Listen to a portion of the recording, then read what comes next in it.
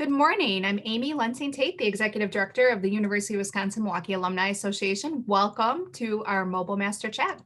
Thank you to all the alumni joining us today to hear from Chris Cornelius, Associate Professor of Architecture at UWM.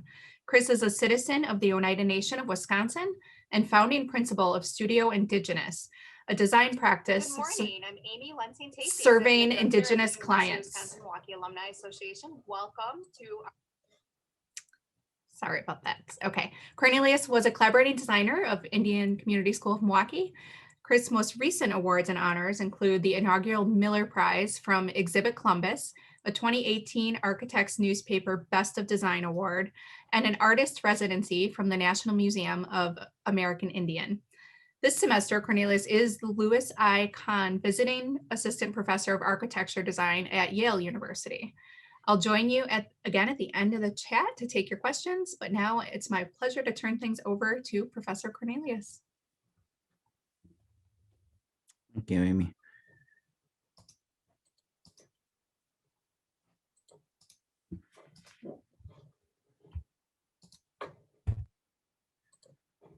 Wat kuf nuela du, Chris Nyongets, Aquahoni Wagita Loda, Okale Oneta Aga, the Wagadon Choda. So I said in Oneida that I extend my greetings, love, and thankfulness to all of you. I am Chris Cornelius of the Wolf Clan, and people of the Standing Stone is the earth that I come from. So today I'll talk about my work and try to contextualize it within Indigenous thought and how do I think about it as an Indigenous designer. And so one of the first things that we learn as architects in our history courses is this book, Learning from Las Vegas by Venturi and Scott Brown. And they're talking about the how architecture's role in the sign. How do these things sort of work?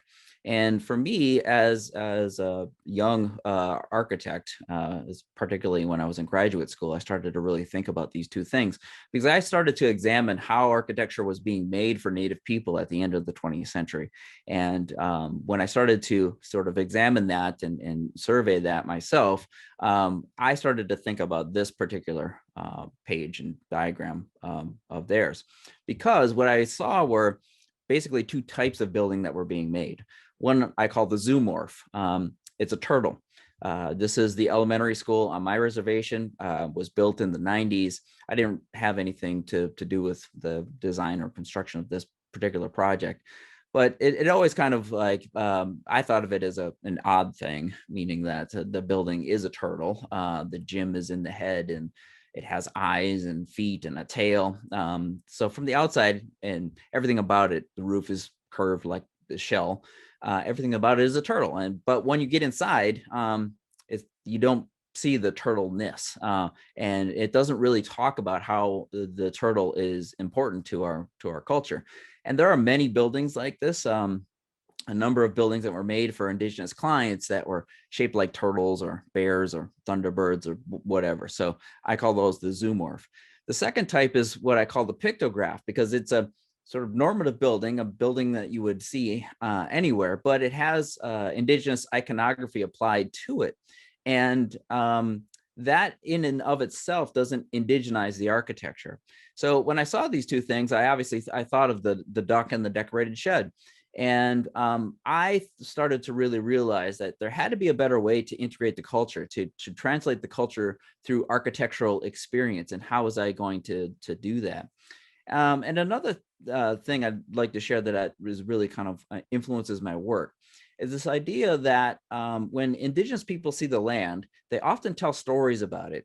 And those stories are forever embedded in the landscape. And so this particular geological formation, and it's in the 4 Indigenous languages at the bottom. I won't try to pronounce them, but they all basically translate into bear's ears. And so if you thought of a bear that was like partially submerged below water, you would see how and why they would call it that. But these stories are not just sort of entertainment. They are deep mythologies. They hold science. They talk about the geology. The story will often explain how this formation happened or how this existed. And I think that we could be thinking about buildings in the same way. How buildings and how architecture is in the landscape, we should be able to tell similar stories, and we should be able to see it in a similar way. So I'll share with you 3 basic themes in my work today, and I'll talk about each one of them, and they kind of help frame the work. And the first is design as ceremony. The idea that design is not just a task. I see it as a ceremony. It is a responsibility that I have as a designer, putting things into the world, making physical things within the landscape, and how do those things affect the rest of the world? How do those things affect habitats? How do those things affect the people, all living things? How will they stand over time? What will they be like in 100 years? All of those things are ways that I think about it, and it has its own rituals to me. Design has rituals that I partake in, and one of them is drawing, and I'll talk about that later. But the idea that if we thought of design as a ceremony and not just a task that we were trying to complete, and that's basically how I think about it. So the first project I'll talk about is the Indian Community School of Milwaukee. I was asked to be a collaborating designer with Antoine Predock on the project. He was selected through an invited competition. The school is a K4 through 8 private school in Franklin. And students only have to prove Native ancestry to attend the school.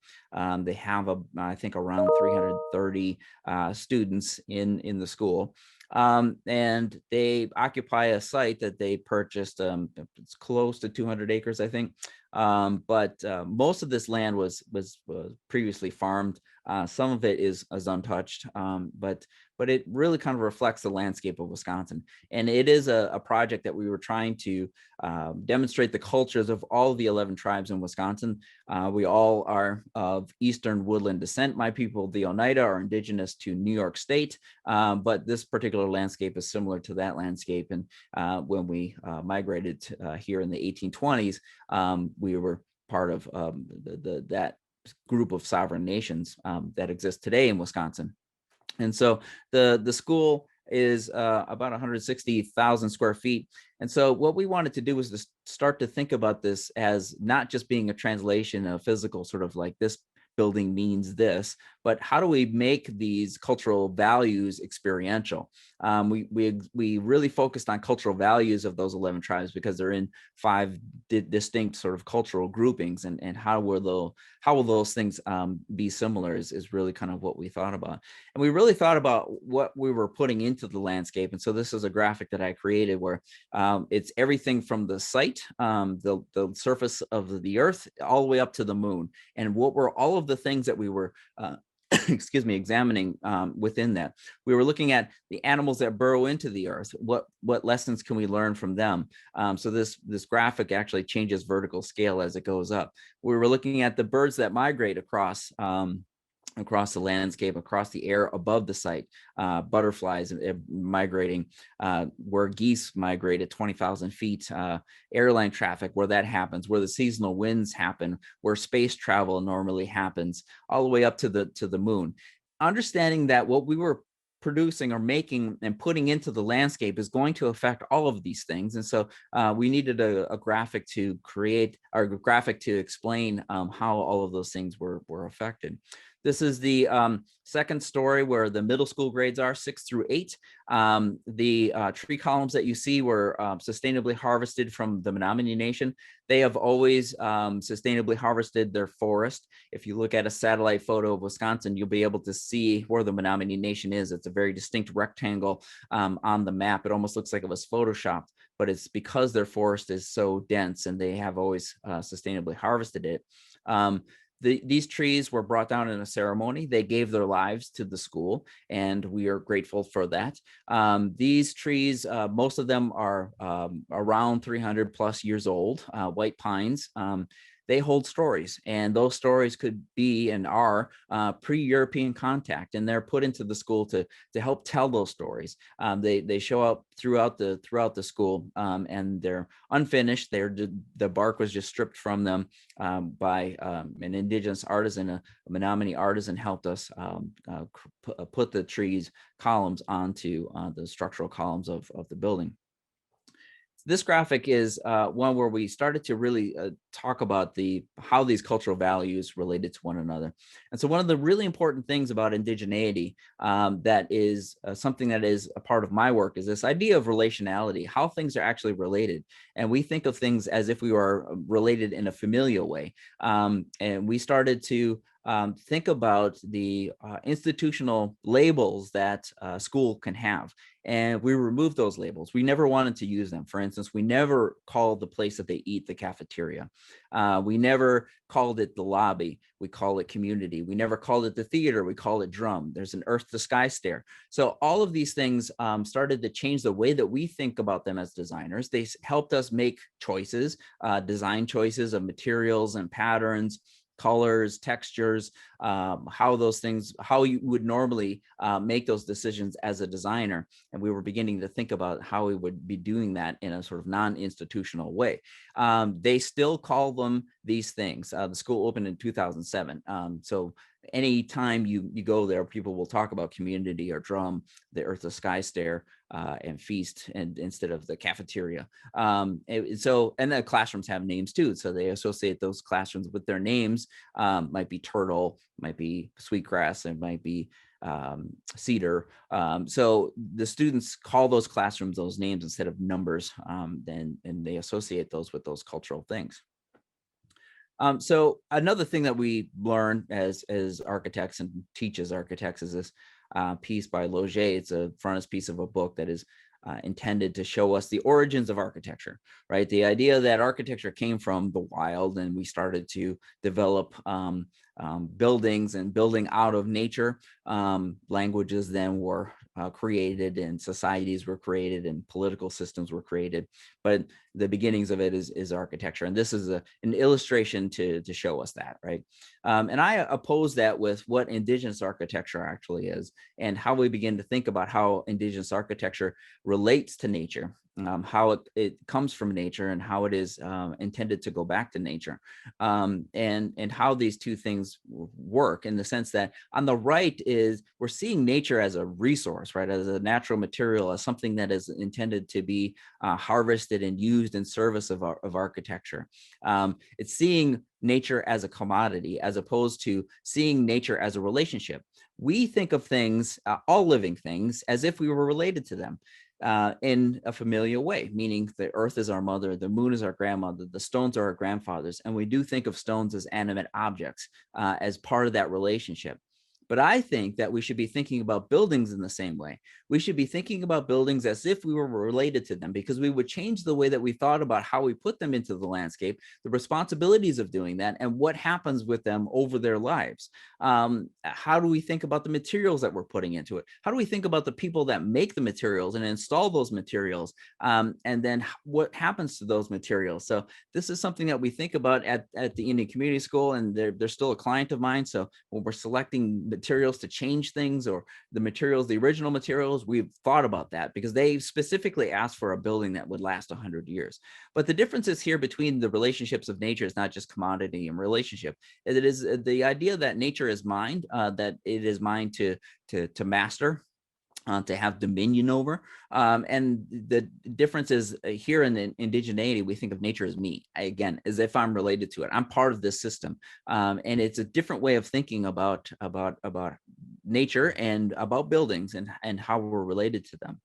In indigeneity, we think of plants as our oldest relatives. They teach us lessons about the land. They teach us lessons about drought, all of the things that they've been through, whether they're medicines or their food. They have different responsibilities, and in that relationship we should know their names. But I also think that we should think of buildings as our youngest relatives. If we really thought about them as our youngest relatives, we put them into the world, we've created them, they need a lot of attention, they take up a lot of resources, they sweat, they breathe, they poop, they have waste, they have other things that need certain care for us. Like, we need to be stewards of them once we put them into the world. And if we started to think about buildings as part of this relationship and part of this continuum, which in indigeneity, we had never specifically talked about architecture and buildings.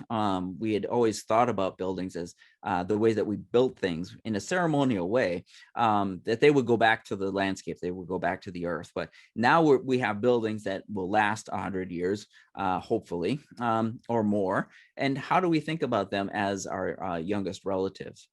So another project I want to share in this idea of design as ceremonies, sort of self-initiated project where I started to really think about, what if I thought about an architecture where I wasn't really clear about who, what made this thing, but it was a sort of impromptu structure. And these structures, they're either places to live or other sorts of things. This one is called Moonscope. It's actually a place to lay down and look at the moon.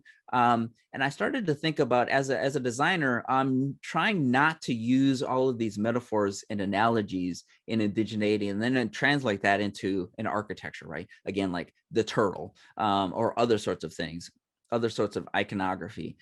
What happens if I started to think about these things as impromptu structures? And I wasn't clear about whether it's human or animals that were making these things. So I decided to use animals as the scale figures and not people, that the models are made to the scale of the animals. And I also started to use these found boxes, thinking about the idea of site. When we take on sites as architects, we're given the site. We can't really change it. It has a history. It has boundaries. It has its own sort of rules and regulations, and thinking about those things. And so I started to use these found boxes as part of the model. And I was casting these landscapes in plaster, and working with materials. In particular, I was working with metals. I was really kind of interested in how I could patinate these different metals, creating different finishes and colors and textures, and thinking about those textures as if they were animals. Could I think about materials as if they were predators or prey, and in these models? So sometimes they started with drawings, like these three started in my sketchbook as drawings. Some of them were just sort of impromptu. I call them three-dimensional sketches. They just kind of designed themselves as I was making them. But I made a whole series of these objects, and I had an exhibition at the School of Architecture at UWM, but they've had a life of their own, but they have influenced my following work when I started to make full-scale installations. So this first installation I'll share with you is called the Trickster. And so I won an artist residency for Bookworm Gardens in Sheboygan, which is a children's literature garden. And so in my proposal, I wrote about the Trickster and its role in Indigenous storytelling, and thinking about that as an object. Could I begin to think about that as a designer, putting something into the world? Could I think about that being a trickster? This particular piece won the Architects Newspaper Best of Design Award for temporary installations in 2018. So the Trickster itself defies program and form. It's not necessarily, there isn't a use, meaning like it's not a pavilion, it's not a tent or covering or some other sort of structure. It's not simply a sculpture either. But I put it into this spot in the garden, and my intention was that I wanted young people to tell their own stories about it. How do they see it? What is its role?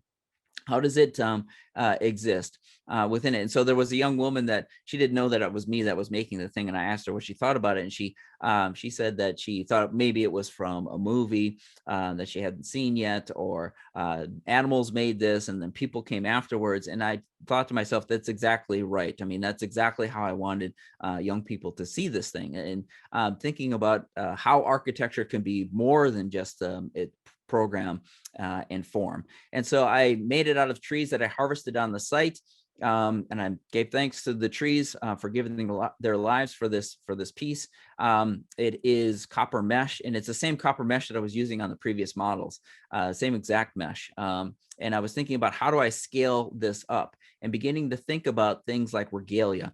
The idea that regalia in indigeneity is part of our dress. So part of it is aesthetic, but part of it is also, it tells stories about who we are, where we belong, what is our status, and other sorts of things. And so for me, regalia is hyper ornament. It means more than just being ornamental and being aesthetic. And so on the right is a gastoe. It's the headdress of the Haudenosaunee people. My people, the Oneida, are part of a confederacy with other tribes. And within that confederacy, we all had this headdress. But the antlers on it signify that this is the chief. that this is a leader. And then the feathers have a different configuration for every tribe. So this one with 3 feathers up means that it's the Mohawk. For the Oneida, it's 2 feathers up and 1 feather down. Others have 1 feather. Others have feathers that are down. So that when you see the feather configuration, you know exactly what nation is the person belongs to within the Confederacy. And so I started to think about, what if architecture could have regalia? So when I was making these models, I started to add that to it. I started to add this regalia.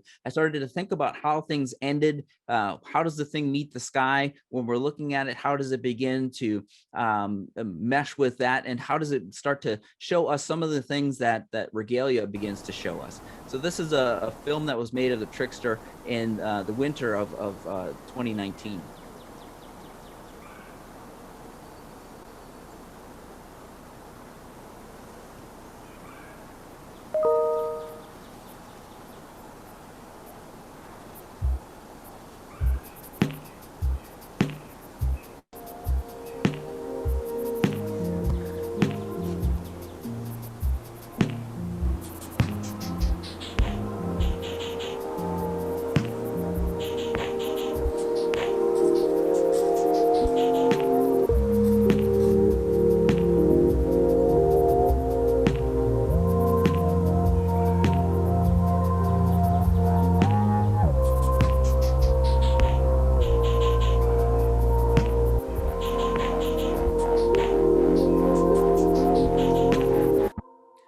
So the film was made by Spirit of Space. They make architecture films. They're actually they're Syrup alums. I didn't tell them how to make the film. They're fantastic storytellers. They just told me that they wanted to film the thing in the snow, which I thought was fantastic. But when they made the film, they started to reveal things to me about the Trickster. And I really love how they did this, meaning that they filmed it in a way that it's almost like an animal. If you got too close to it, you might scare it away. They started to interpret the regalia in a way that I wasn't even thinking about it when I put it on. I wasn't thinking about the regalia having a resonance with the pine needles. I didn't think about that until I saw the film. And so I did a second Trickster when I won the Knoll Fellowship. Artist Fellowship. I won the one for established artists, and they give every year they give 5 fellowships, 2 to established artists and 3 to emerging artists. And part of that award is a group exhibition that was held at the Haggerty Museum at Marquette. And so I decided to make a second Trickster. This time the Trickster is very happy to be a part of this exhibition. Very proud to have won this award. Very proud to be in the exhibition space, in the highest space within it. And these trees were harvested from the Linden Sculpture Garden. And so I erected this thing within the site. This time it allowed me, because it was inside this exhibition space, allowed me to sort of expand the regalia. The regalia's furs and antlers and other sorts of things. We're not really sure whether that is, the Trickster wants you to think that, is this a trophy that it's won? Is it some sort of form of bravery that it won this thing? Or it's trying to show you status? All of those things can be true. And it's in that wonderful ambiguity that indigeneity exists. We tell stories about our culture, and it's up to the listener how they would interpret that story. How do they begin to think about that? So the Trickster's role in the story is to do things, make mistakes, and show us what are the consequences of those mistakes. Or to show us the consequences of its existence. And so this one is loosely based on this model on the right, was part of that series that I made. And so I've been constantly trying to think about, how do I translate these models, which are sort of scalar figures, the drawings, and then these full scale objects. What is the dialogue between all 3 of those things is one of the things that I've begun to explore now that I've had the opportunity to build them. So they're not scalar relationships, meaning like I didn't try to build exactly that thing and this is how it turned out, but it was really just sort of based on some of the things that were in that model that I created this new Trickster. And so when I'm making the thing, it speaks to me. When I'm putting the copper mesh on it, I feel like I'm making a shirt for a giant bear. I'm putting this thing on, I'm trying to fold the seams. I'm trying to conceal the ways that it's fastened to the frame. I don't have a drawing or a plan or some other sort of thing that tells me exactly how this thing should go on, but I'm just thinking about how I am using and utilizing the copper mesh and putting it over that frame. I'm just trying to basically make a triangulated frame so that it's sort of stable, structurally stable. I don't really cut the tops of these trees. I just kind of let the branches be whatever they are. And so for me, it's really part of that ceremony is in building the thing and having the thing speak to me. And the trickster wants you to always know that you're on indigenous land, that even your places of higher education and fine art are on indigenous land. We should always be aware of that. And so the trickster has this tag on that you can see from the second floor balcony of the exhibition space. You can see that. So that was an exhibition that was at the Haggerty for a few months for the Knoll Fellowship. I won the inaugural Miller Prize from Exhibit Columbus. I was one of 10 designers asked to compete for 5 prizes, and the prize was the funds to create a full-scale installation on one of the sites. And we were assigned the sites, so it was basically a head-to-head competition. So there were 2 of us competing for a site, and the site that I was assigned was First Christian Church by Eliel Saarinen and his son Eero Saarinen, built in 1942. It's the first modernist church in the U.S. And so I won't go into the history of Columbus, Indiana, but if you know it, it's really an extraordinary place because it is a place of modernism. It is high modernism. A lot of modernist architects created pieces there. So Eero Saarinen went on to create his own practice, and you may know his work. He did St. Louis Arch. He did the Veterans Memorial on the lakefront. So I think we're privileged to have a Saarinen building in Milwaukee. And so I was given this site, and I started to really think about how was I going to talk about the people that were indigenous to this land? How could I make a thing that started to acknowledge that existence? And so I started to examine who that was. And it's the Miami or Miamia people. And they, in their culture, they built wigwams, very similar to most Great Lakes cultures, which are wood saplings that are built into a dome shape. And then those domes are clad in reed mats or bark shingles. And I started to also examine their traditional arts. On the right is this ribbon cutting art that they do, and it is a sort of elaborate system of how diamond shapes overlap one another. And so when we're looking at indigenous art, it doesn't always equal one thing. It is oftentimes an abstraction of what we see in nature and where we see it in nature, and we might see it multiple times. So for instance, it might be like the feathers of an eagle. I started to think about the feathers of an eagle and thinking about the fact that the feathers are very different on the tail, on the chest, on the neck, on the head. They all are high performance. They allow the eagle to be swift, fast, to strike its prey quickly, to soar long distances, and started to think about that as a cladding strategy. And it's analog to the shingles and things that were put on the wigwam structure. Wigwam is sited on First Christian Church, National Historic Landmark, designed by Eero Saarinen and Eliel Saarinen, his father. It's really a significant piece here in Columbus, and so I'm very happy to have Wigwam on the site at First Christian Church.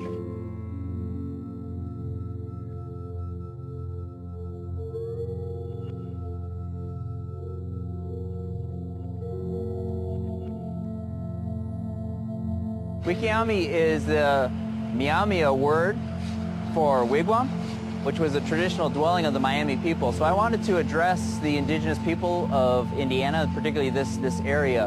And I wanted to make a structure that addressed how Native people see the world, see nature, see building. So what I tried to do is to look at the original wigwam structure. What are the constituent parts of that? Why did they use those pieces? So it was originally a round sort of structure that they used wood saplings that they put into the ground and then bent over to create a dome sort of shape and then clad it with mats or bark. So what I tried to do is to look at how those original structures were made and then to do that in a contemporary way using modern materials.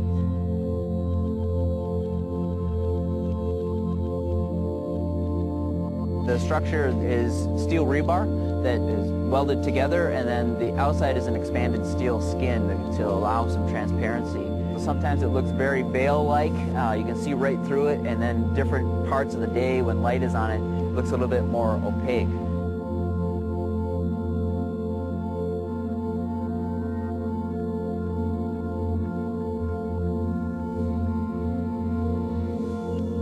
I did read some of Eliel Saarinen's writing, and he talks about nature and how architecture can be sympathetic to nature. The trees here make a very dense canopy. With the exception of this one corner, there's a kind of cavity within that canopy, and so that's kind of why the piece actually leans forward a bit. It kind of leans over the walk and to tuck it into the trees and to not really disturb any of the site. We built a wood form on scaffolding that was CNC cut, and then we had a company in Indianapolis bend the rebar in the elliptical shapes for the horizontals, and those were welded together. And I had a great crew of guys from Forcia, which is a local company here, that volunteered their time. They're excellent craftsmen, excellent workers, so they helped develop a system for putting these rings on, welding the verticals together, and to help put the panels on. So, you know, people made this, even though the panels are water jet cut and we parametrically figured them out. Human hands made this thing. That to me, there was a correspondence to how people made buildings and how people are still making buildings today.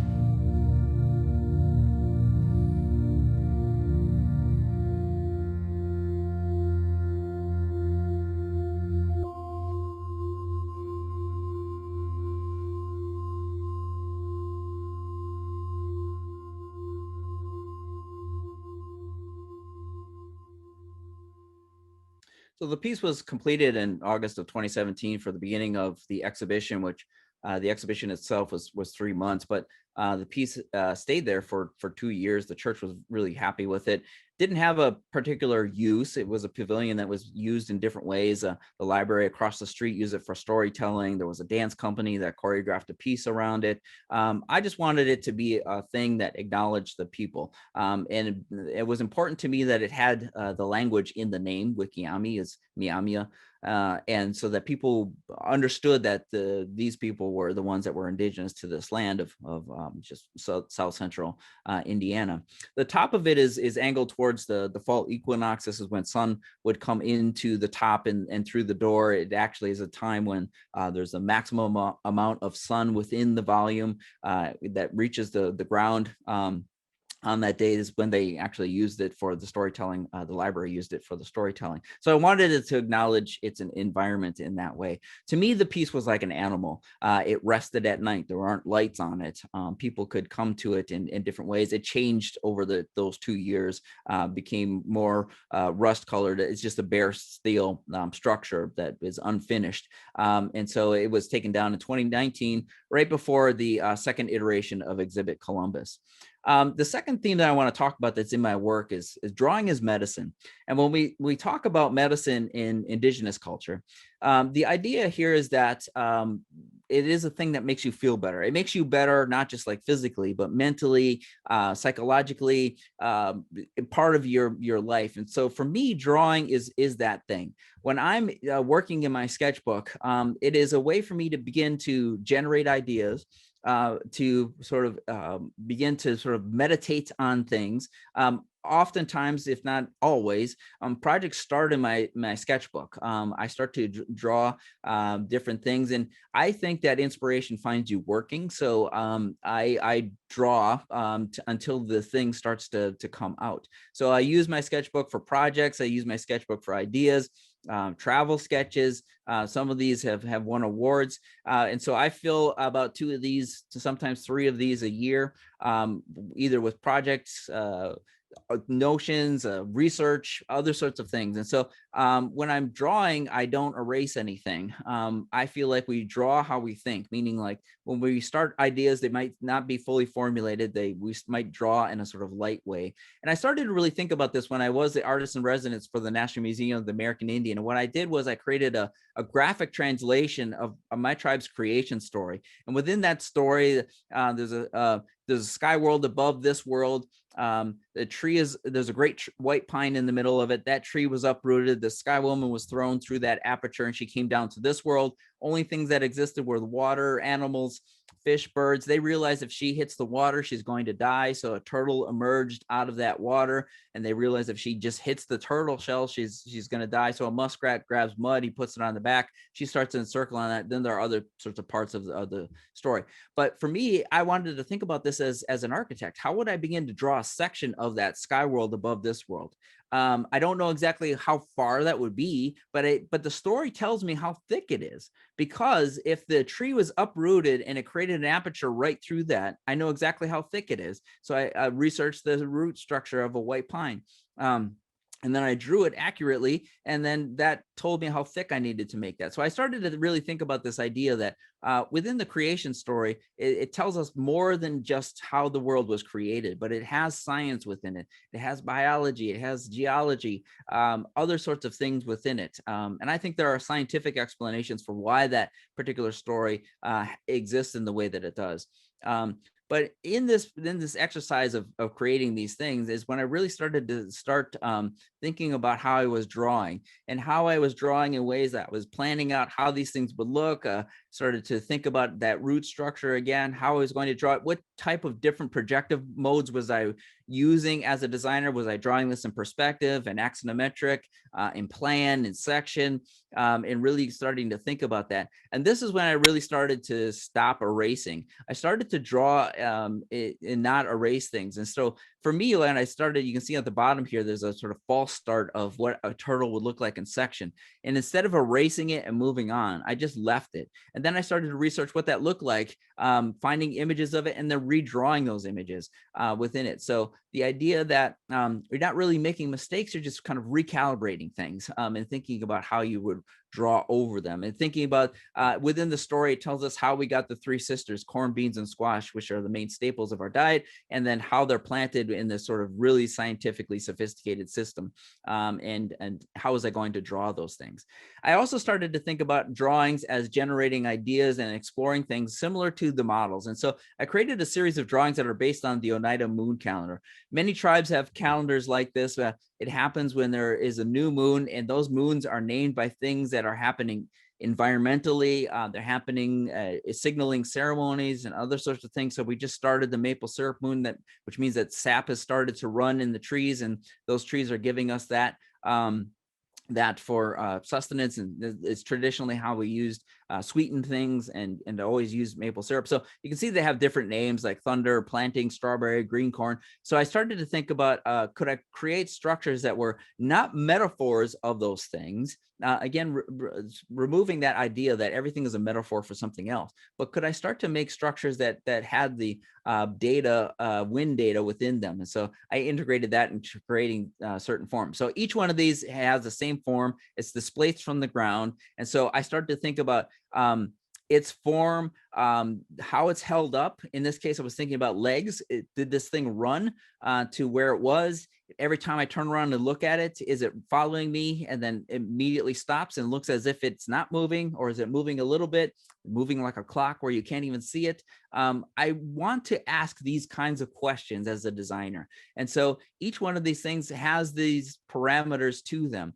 There are 13 moons in our calendar. I'm on number 8 of these. I plan to do all 13, but it started to also change how I was making things digitally. How was I creating these things and how was I rendering them? Could I begin to think about things like, for instance, this, instead of having columns that support it, what if it was like hair or like porcupine quills? What if it was just a thing that was so dense that it actually held it up? And when I was rendering these things, can I think about the things that are in the sky, that it is starting to think about a larger cosmology, things that are connected to science and astronomy.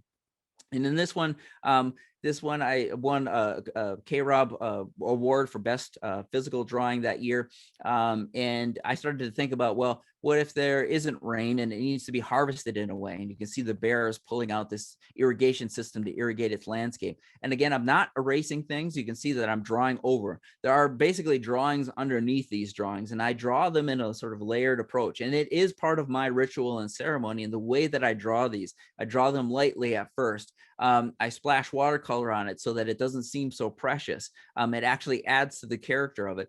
the things we do when we draw things, I'm not at least beholden to what those things are. They're not things now that I need to move on from. And I'm really interested in that idea. And it's how I teach drawing to my students as well. And so when I think of things, I put them into the drawing. So in this case, this is for Thunder Moon. So I created an apparatus at the top because the thunder might actually happen while I'm sleeping. So I need to hear when it happens because the thunder wakes up the trees and we know that it's time for the sap to run. And so I started to think about that apparatus being like a deer's ear, where because it's prey, it has to hear and hear very well if predators are coming. And so that's why I put the deer's head into the drawing. It's not that it's a metaphor. Like I didn't start with the deer and make a metaphor for it or an analog. It is the thing that is how I'm beginning to think about the thing and creating that imagery for it. This one, the KRob Prize for Best Digital Rendering. And again, the way it started to change the way that I was drawing by hand and changes the way that I was digitally rendering things. I'm not 100% sure, but I think I'm the only person in the history of this competition, which is probably close to 50 years old, that has won in both the digital and hand categories. And so again, it's changed the way that I was thinking about how I was rendering things. And so when I teach this to my students, I primarily teach in our representation, how graphics, how we communicate ideas. I teach students how to think like this. And so they're not just using the technology to make realistic environments. How can you tell us more using these digital tools? So the last thing I'll leave you with is the last theme in the work is the idea of decolonizing. The idea that we have to understand what colonization is. And colonization has affected more acutely Indigenous people. And it's not to say that you have to be Indigenous to be colonized, but it has most acutely, again, affected Indigenous people. And it affects us in ways that we don't really always are aware of. But I think that we can use design as a tool to decolonize. I think that we could change the way that we talk about design. The way that we teach design can be decolonized. And so at first we have to understand what colonization actually is. And so in Linda Smith's book, Decolonizing Methodologies, she's talking about how you work as a researcher with Indigenous communities. And she has 3 points in the vocabulary of colonism, which I think are really sort of accurate. And so I like to use them and borrow those terms. So the first is the line, the map, the survey, the territory, to say that this is our land, right? This is the United States, or this is the Louisiana Purchase, or these are the 13 original colonies, creating that line, creating that idea of the survey. And then there's the center, the orientation or system of power, right? And so when places are made, sometimes the church is put in the middle as the system of power. This is the capital. This is how these things work. In this map, what you're seeing is a triangulated map of all of the federally recognized reservations in the US, and the top 50 by population are the ones that are highlighted. The third thing is the outside, the territory, that people are in oppositional relationship to the center. We're inside, you're outside, build a wall, keep them out. Like all of that, all of those ideas are part of colonization. And these things happen within systems of colonization. And colonization is a system, and it is an apparatus. And that apparatus needs to be dismantled. So if we're aware of what the vocabulary or the very beginnings of that thing is, we have to try to break those things down and to begin to dismantle them. When I look at these 3 terms, though, I can think of them as an architect. I can think of them as architectural acts of drawing the line, of creating a center, of keeping the outside and inside hermetically separate from one another. But one of the things that is the thing that fuels colonization, that colonization absolutely feeds on, is a lack of empathy. And if we could think more empathetic as designers, we could begin to dismantle that system. If it no longer has fuel, we can begin to dismantle it in that way. I think for me, as personally, I have to dismantle it from within. So this last project is a project where I was looking at examining the American Indian occupation of Alcatraz Island, which happened from November of 1969 to June of 1971. The graffiti on the island is really important. So when you look looking at resistances and activities that are pushing against other things, rhetoric is important. And in this case, it was communicated through the graffiti. They started to cross out everything that said United States. This is a time when the island was decommissioned as a prison, wasn't yet a national park. And so there was only one person really on the island, a caretaker that worked from the Department of Interior. So when I started to draw and think about this, I started to draw in a new way. I started to think about how complex this actual thing was. I had to draw the complexities of why these people would inhabit this world and why they would occupy the island. The interesting thing about why they occupied it is they didn't want the island for political or financial gain or power. What they wanted to do is to create a native college, a native ecological center, a native cultural center. So to me, it was interesting that they wanted to make architecture. And so I got a grant from UWM, from the graduate school, to do this research. And so in the proposal, I made the supposition that they got what they wanted, and I was going to design the native university on this island. So in these drawings, I start to think about, this one is themed, it's called trajectory. So I'm thinking about all kinds of trajectories, wind, the water traffic, the sun, all kinds of patterns are drawn in this system. And this one is called territory. So I started to think about the different ways that territories are claimed. I was looking at geological maps, landscape maps, all of these maps that I could get of Alcatraz Island from the Golden Gate Park archives, because it's a national park. I had access to all of these maps as part of my research. And I started to think about the idea of land secession. And I just used two different states as that sort of comparison. I used South Dakota because it has this large swath of land they call the Great Lakota Territory. And then the government came back in and shrunk that down and said, you can't have that, you can have this. And then they shrunk that down to another piece of land, and they shrunk that down into another piece of land. So every time I'm showing this boundary, I'm putting a translucent sticker on this thing and showing you where it's darkest is where that happens. And where it's yellow is the federal reservation boundary. My people, the Oneida, came to Wisconsin in 1822 and purchased this amount of land, purchased it with the Menominee Nation. And so the federal government came in 1831 and said, you can't have all of that land. You can have this land. And so we paid for that land. So we paid for that land now twice. And then in 1838, the federal reservation boundary was created, and we paid for that land. We paid for the land that we exist on and were put in 3 times. And then in the 1890s, the Dawes Act, Allotment Act, is a way to basically take all of the land from Indigenous people. We don't own all of that land. We don't own all of the land today. We don't own the land within the boundary. It was sold off. They didn't tell Indigenous people that they had paid taxes. And so it was foreclosed. It was basically stolen and taken and sold to other people. So that is within this drawing. The idea that we should be talking about the first cities in America as being Indigenous settlements. We should be talking about places like this, like Acoma Pueblo. We should be talking about Cahokia. We should be talking about the Pueblos being the first multi-story buildings in the U.S. We don't talk about Indigenous architecture as having that high sophistication. Talking about Chaco Canyon as a highly sophisticated masonry structure. We should be showing this in our building technology courses. It is masonry that rivals what the Romans were doing, and there's no way that they could have communicated or known about it. And it is a very sophisticated structure built by the Anasazi people, which is a culture that disappeared. Petroglyphs are ways of claiming territory. And so there's a group that are 3D scanning these petroglyphs. So they show up in the drawing. And then I index something that is really important here, this date 12/29/1890, which is the massacre at Wounded Knee. On this day, 300 Indigenous people were gunned down. Now, the important thing about this, there's a number of important things about this photograph, but the important things that I want to point out is the people you see standing here. This is the United States government, the United States Army. And so when we talk about the relationship of the United States with Indigenous people, it is very, very complicated.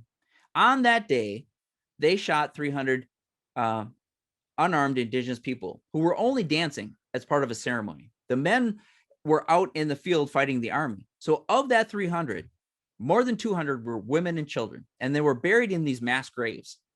And now this is in the middle of winter. So this is frozen land that they had to put these people into. But they also photographed it and documented it, which is disgusting to me. But the idea that these things happen, we aren't taught these things. So right now I'm teaching a studio at Yale. I have 10 really extraordinary students, Ivy League students, that were looking at Indigenous issues. And it just dawned on me the other day that I have to teach them so much about indigeneity. they never got in the like 25 years of school that they've had before this. They never got it in their K through 12. They never got it in undergrad. They never got it in the first few years of their graduate school. Nothing indigenous. As an architect, I was trained, 4 years at UWM, 2 years at UVA, nothing indigenous. I had to find the indigenous content for myself. So if we're going to get to any point of broaching the subject of reconciliation, we have to address these issues. We have to address the relationship, that the genocidal relationship that the U.S. government had with indigenous people, and how they saw indigenous people as being ways of getting in the way of manifest destiny, of getting in the way of landscape, and understanding that this was not just a wild place that indigenous people were part of. We, at one point in 1491, we were 100% of the population of this land, and now we're less than 1%. So you can't say that genocide didn't happen and not acknowledge that, and that has to be acknowledged. And so part of this project is for me to begin to pull out those stories, to think about this university. So it's an ongoing research project. I'm in this stage of form finding, of looking at different building forms and thinking about a university for 1,491 indigenous students. So when I talk about these ideas of design as ceremony, drawing as medicine, and decolonization, I think that these can be parts of our curriculum as architects and training other people. I think that we could begin to think about, how do we teach students to think in this way? So actually, when I teach studios to non-indigenous students, I don't teach indigenous content. My studio at Yale is the first time I'm doing that. But what I do is I teach them about other cultures. I take them into African-American neighborhoods of Milwaukee. I take them into Latinx neighborhoods of Milwaukee. I teach studios about hip hop and looking at hip hop as a culture and using these as my tools. I start to talk to them about the design studio, and it's not always in a sort of systematic way. We talk about design. We work on things. We do things over and over again. We draw things over and over again, and we start to talk about the issues that led to these cultural circumstances that they live within. So I'll leave you with this thought. This is the two-row wampum belt that was made in 1613. And what it is that it signifies the treaty between the Dutch and the Mohawk people. And they came to a point where they really realized that they had to coexist on the land, that they had to, they traded with one another, but they had to find a way to coexist. So the Dutch created a treaty, they wrote it all out, signed it with the Mohawk people, but the Mohawk signified it in this wampum belt, and it's called the two-row belt. The 2 rows of dark beads represent the 2 canoes, the indigenous canoe and the non-indigenous canoe, seeing them as parallel, seeing them as equals in this landscape, politically, economically, in every way equals. And those canoes are parallel. They don't cross each other. One might get ahead of another, but they're always parallel. And this is how I begin to see how I was educated as an architect. I see non-indigenous content, and I have to figure out what it means to me as an indigenous person. So as an academic, I'm actually standing on both canoes. When the waters get rough, I have to pick a canoe that I have to jump into. Sometimes it's the indigenous canoe. Sometimes it's the non-indigenous canoe. We need each other. We can't get too far apart that we can no longer see each other. We need to be close. And this is where I think that we have to kind of be. We have to begin to think about, how can we be parallel? This treaty was abrogated not long after it. So the idea that the Mohawk people created this thing to forever symbolize it is important to me as a designer, as an academic, and as a professional. Yabako, thank you. Can you tell us a little bit about, you touched on it briefly, how did you first get interested in design? I grew up, my father was a brick mason, and some of his brothers were also in the construction industry. So I was really fascinated by the idea that there was someone that thought of this thing that they're building, that started to create this, drew this thing, and they're making this thing from drawings. And so that's when I really started to think about being an architect at a very young age. When I was in middle school, I really started to progress towards that. And junior high, really like 7th, 8th grade, I started to take courses in drafting and thinking about a role in architecture. And so I really just started to think about, architecture first. I didn't think about how I was going to use my culture in that. I really didn't start thinking about that till after undergrad and before graduate school, how I was using my culture in design. So, yeah. Okay, and somebody from the audience asked, can you share resources you found about Indigenous history and architecture?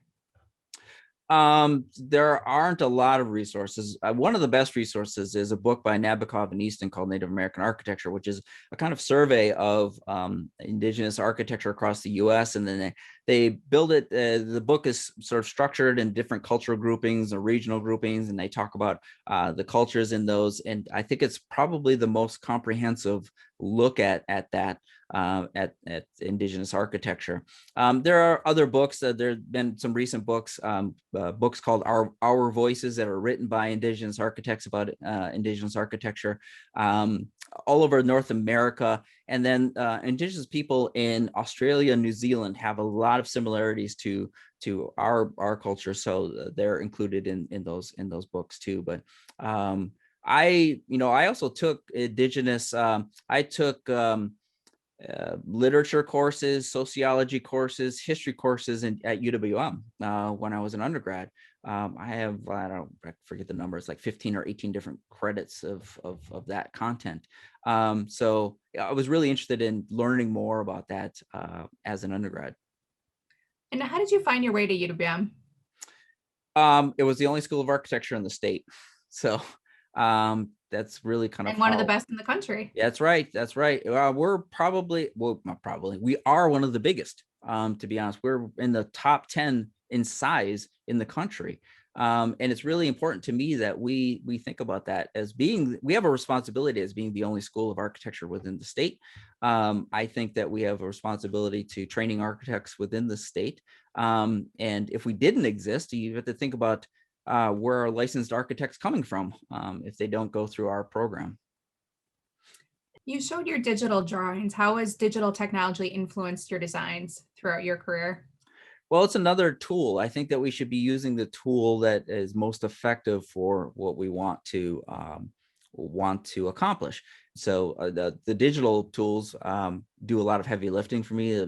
I can sort of computationally think about things. When I started to make the digital models of the moon domiciles, I really only started to do it to figure out how to cast the shadows accurately. So when I watercolored them and put them in my sketchbook, but then that's when I started to think, well, I should use these models more. I should start to think about rendering and expanding what rendering can be, and thinking about that as part of the way of telling stories. And I think that it for me is just another tool within the way that we think. And so digital tools for me are not hand versus digital argument. That's a 20th century argument.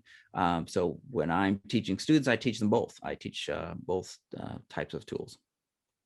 And can you tell us a little, you touched on it very briefly, but your visiting professorship at Yale, can you speak to that a little more extensively? That's really impressive and probably not convenient in a time of COVID. Well, it's only convenient in the sense that I'm still online with them. So teaching at Yale, but I don't really have the experience of being at Yale. But I was given the position by the dean, Deborah Burke.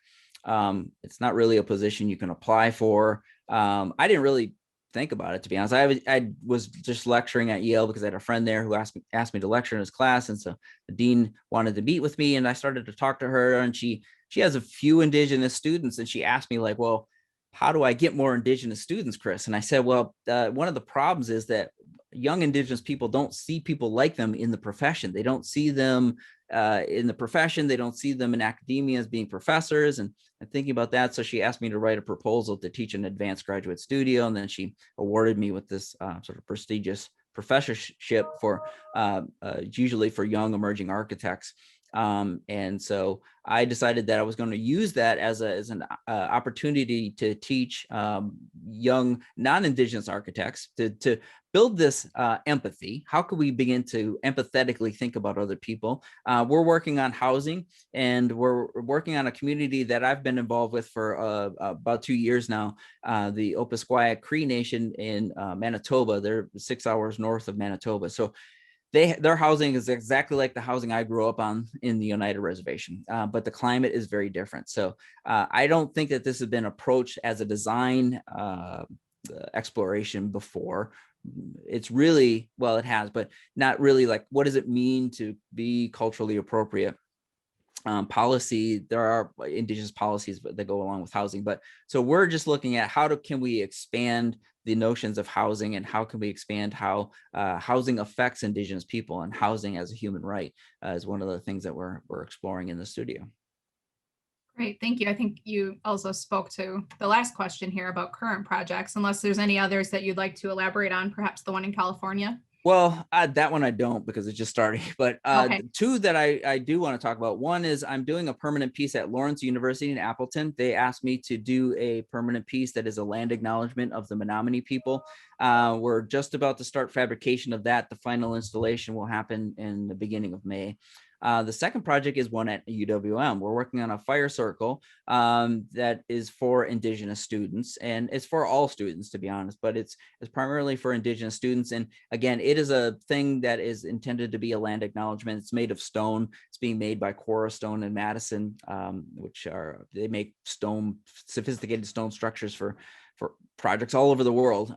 We have it here in Madison, so they're making that for us. And again, that is intended or scheduled to be completed in early May. So look for that. Outstanding. Where will that be located on campus? It's in the southern end of Downer Woods, Oh, right across from Chapman Hall. excellent. Thank you. I've heard about that project, but it's good to know the timeline. Thank you so much for sharing your time with us today and your pleasure. perspective. It was really fascinating. Thanks to everybody watching. And please join us again. We will feature Professor Karen Frick on Wednesday, March 31st. And she's a distinguished professor of psychology at UWM. So thank you again, Chris, for your time. We really appreciate it. My pleasure. Bye.